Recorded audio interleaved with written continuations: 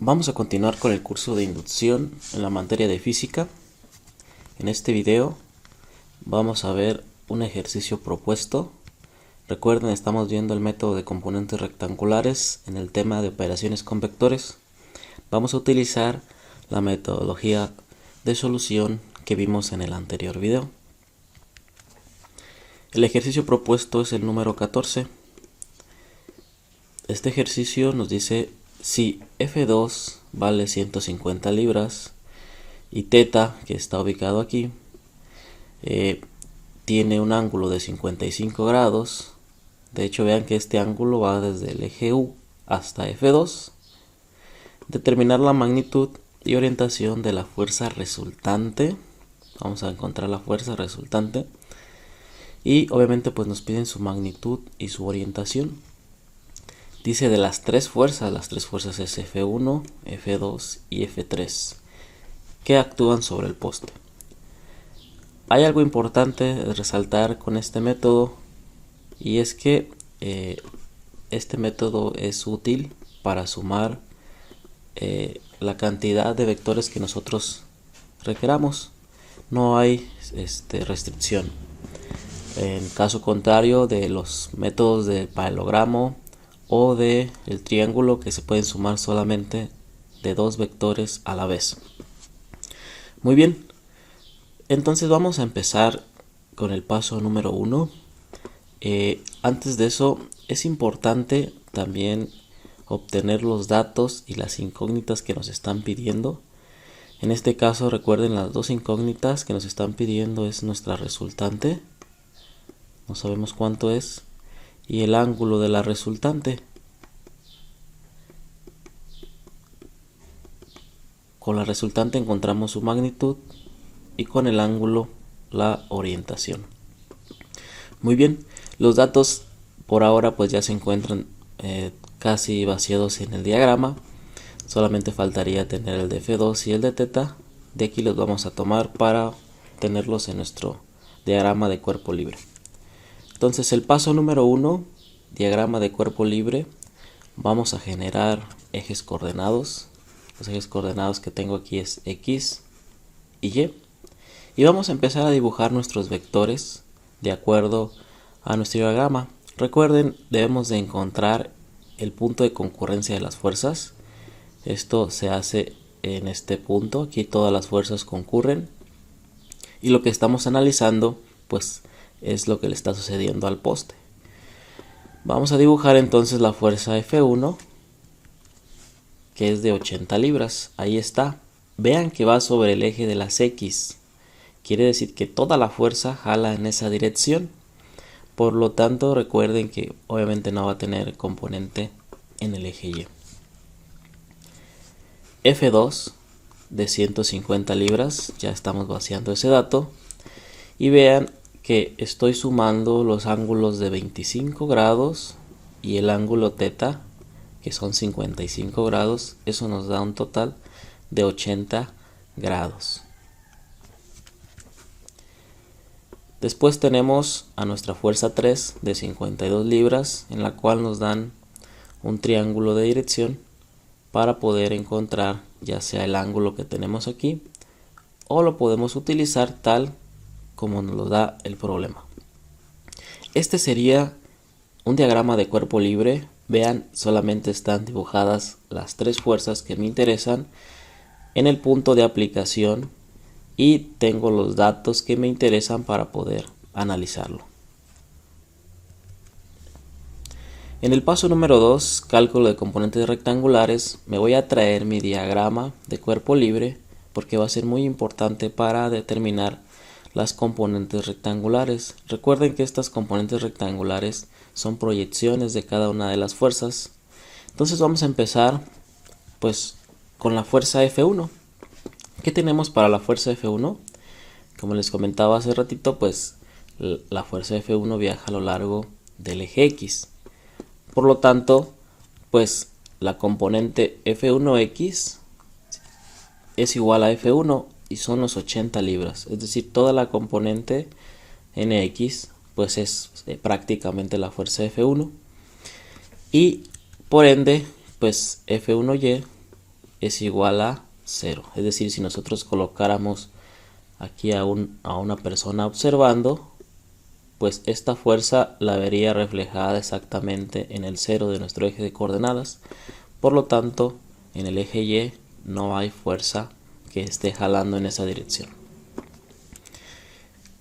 Y podemos expresar nuestra fuerza F1 como un vector cartesiano. Recuerden, los vectores cartesianos se escriben con los vectores unitarios, en este caso el vector Y, que va en la dirección X, y entonces decimos que son 80Y en esa dirección. Para la fuerza 2, que es esta que tenemos aquí de color verde, pues vamos a ver que el ángulo que estamos generando nosotros, el de 80 grados, está generado con el eje X.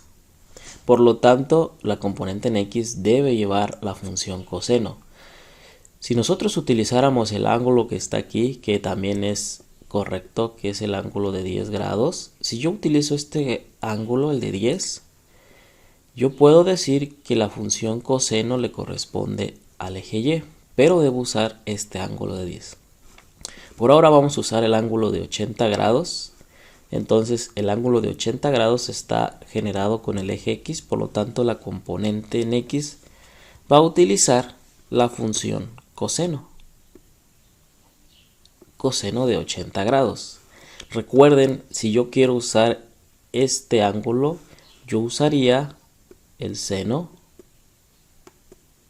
de 10 grados. Háganlo ustedes y verán que sale exactamente el mismo resultado. Muy bien, eso nos da un valor de 26.04 libras. ¿Y cómo queda la componente en Y? Bueno, si yo uso el ángulo de 80 grados, como no está generado con el eje Y, pues utiliza la función seno. Si yo quisiera usar el ángulo de 10 grados, entonces como está generado con el eje Y, yo usaría la función coseno de 10 grados. Y eso nos daría exactamente lo mismo. Ahora, tengan en cuenta que en el cuadrante 4 la componente en X es positiva y la componente en Y es negativa. Muy bien, ya tenemos aquí las dos componentes. También lo podemos escribir como vector cartesiano. Vean que como vector cartesiano tenemos la componente en X, y como está en X, pues es con el vector unitario Y, menos la componente en Y nuestro vector unitario J, que es el que viaja en el eje Y. ¿Qué pasa para la fuerza 3? Bueno, para la fuerza 3 observamos que nosotros podríamos calcular el ángulo que tenemos aquí utilizando una función tangente, seno o coseno. Si nosotros vemos nuestro triangulito, vamos a ver que el coseno de este ángulo, vamos a llamarlo alfa, es igual a 5 sobre 13. Por lo tanto, si yo encontrara el ángulo alfa para la función, la componente en X, pues yo tendría que usar la función coseno. Por lo tanto, tendría que poner el coseno del ángulo que calculo.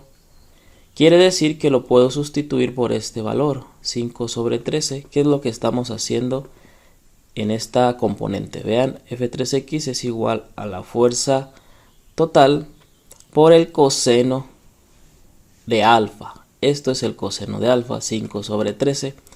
Y eso nos va a dar resultados más exactos, en este caso 20 libras. Hay una forma más sencilla también de utilizar estos triángulos de fuerza, que es, debo de revisar cuál es la distancia o cuál es el valor paralelo al eje que yo voy a calcular. Vamos a verlo para la siguiente componente.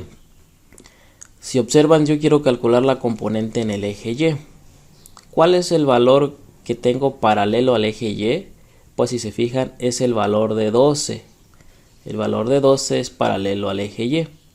Quiere decir que si yo quiero calcular la componente en Y, debo de usar el valor 12 en la parte superior. Y abajo siempre voy a usar la hipotenusa, el lado más largo, que en este caso es 13. Si ven, para la componente en X, ¿cuál es el lado paralelo? 5. Por eso utilicé 5 sobre 13. ¿Y cómo quedaría para Y? Pues 12 sobre 13. Que de hecho esta es la función seno. El seno de alfa va a ser igual a 12 sobre 13. De esta manera podemos utilizar los triángulos de manera más rápida.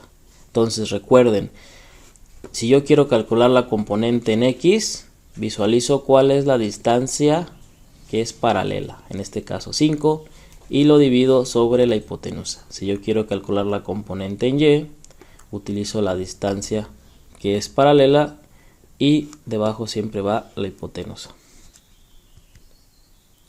Y también podemos escribirlo como un vector cartesiano. Recuerden, 20, que es la componente en X, en la dirección Y, y 48 en la dirección J. Una vez que tenemos las componentes de cada una de nuestras fuerzas, recuerden, aquí tenemos las componentes de F1, las componentes de F2 y las componentes de F3. Vamos al tercer paso, que es la sumatoria de componentes rectangulares. Es muy importante recordar que la sumatoria de fuerzas en X le vamos a llamar Rx. ¿Y cómo hacemos eso? Bueno, pues debemos de sumar todas las componentes en el eje de las X. En este caso, Rx es igual a F1x más F2x más F3x. Si sustituimos los valores, nos queda 80 más 26.4 más 20.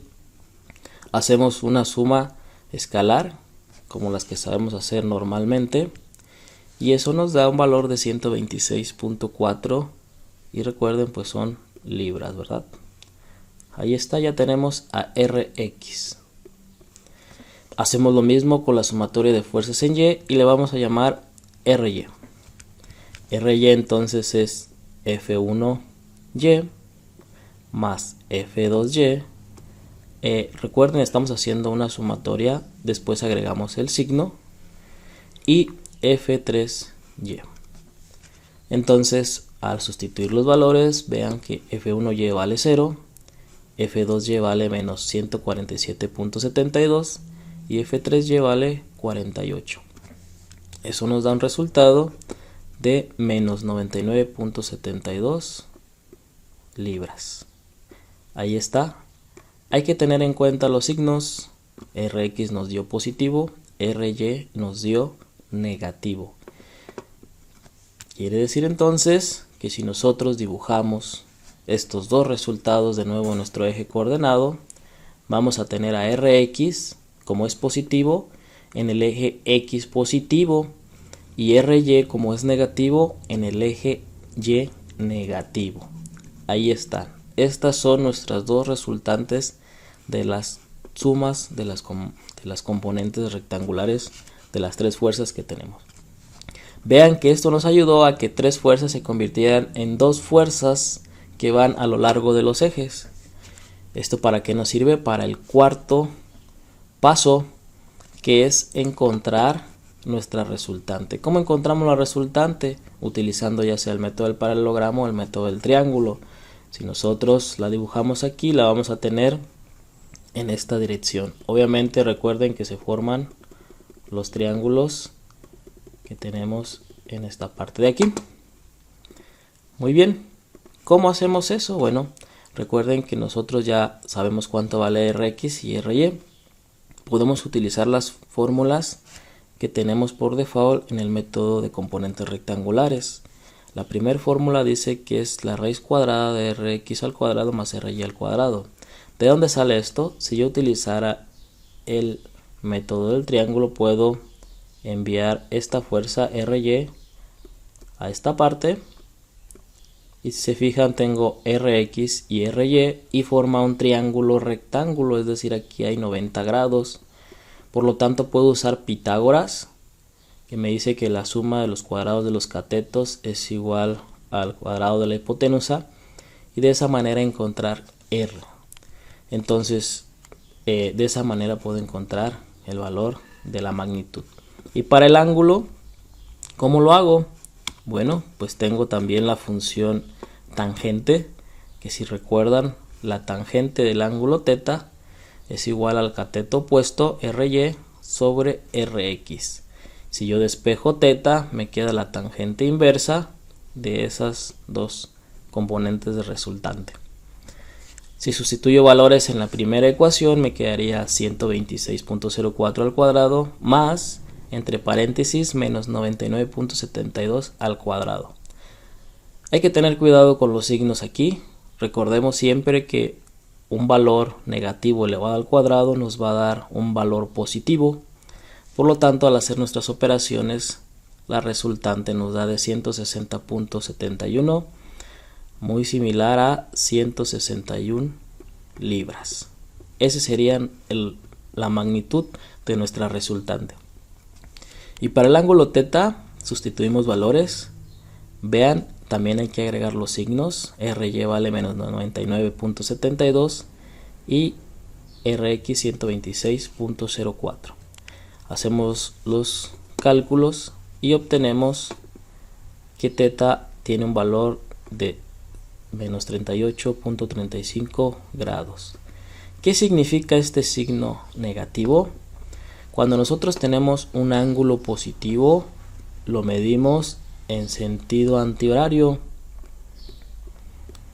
pero cuando ponemos un ángulo negativo, este está medido en sentido horario. Entonces los cálculos nos están diciendo que el ángulo θ está medido en sentido horario, es decir, va hacia abajo. Vean, aquí está, no tenemos el ángulo hacia acá. Si nosotros quisiéramos el ángulo en sentido antihorario, tendríamos que restarle 360 grados. Ahora está medido en sentido horario. Ahora pasamos al último paso, la obtención de resultados. Recuerden que hay varias formas de escribirlos. Tenemos magnitud y dirección absoluta. Vamos a ver cómo lo escribiríamos ahí. Vemos que la magnitud es 161 libras y la magnitud absoluta es 321.65 grados. ¿De dónde salió ese valor? De haber restado 360 grados menos los 38.3 grados, que obviamente pues es el valor que sale de resultado. O podríamos ponerlo también, es válido que el ángulo θ sea menos 38.3 grados. Cualquiera de los dos valores son ángulos o direcciones absolutas. Por lo tanto, el lector sabría que está ubicado en el cuadrante número 4. Recuerden que el cuadrante número 4 va desde el ángulo 270 al ángulo 360 grados. Por lo tanto, sé que este ángulo está en el cuadrante número 4. O si pongo un signo negativo, lo debo de medir en sentido horario. Por lo tanto, pues debe de marcar el cuarto cuadrante. Si quiero utilizarlo con magnitud, dirección relativo y el diagrama de cuerpo libre, puedo hacerlo de esta manera. Vean la resultante, el valor que tiene. El ángulo lo pongo positivo, pero coloco el vector en el cuadrante que se genera, en este caso en el cuadrante número 4. Y tengo por último la representación cartesiana, que sería escribir la componente de la resultante en X en la dirección Y y la componente de la resultante Y en la dirección J. Vean que una es positiva y la otra es negativa, eso nos diría que está en el cuadrante número 4 también. Y aquí terminamos entonces el ejercicio 14 propuesto en esta ocasión.